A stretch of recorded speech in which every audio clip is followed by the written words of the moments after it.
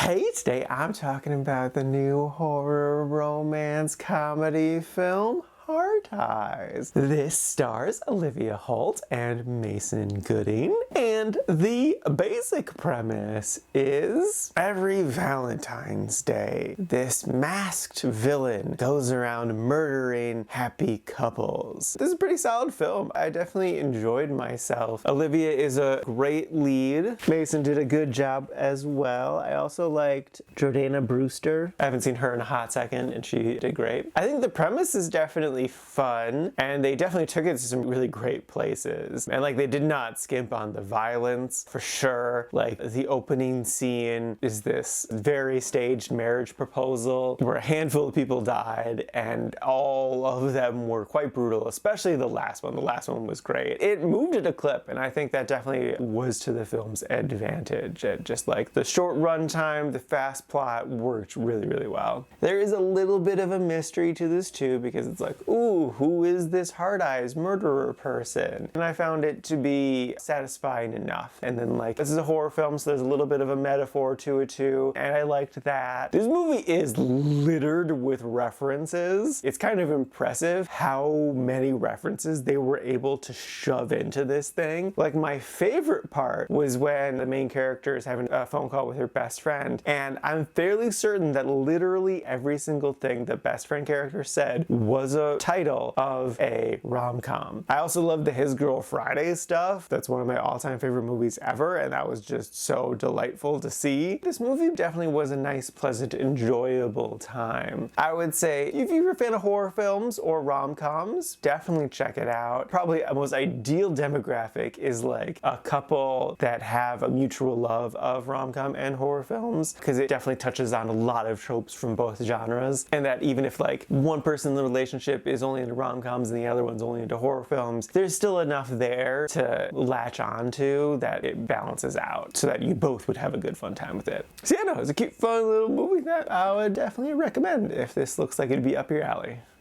And now for my ranking, I put this at number 11 in the White Like section. This is out of a total of 15 new movies so far this year.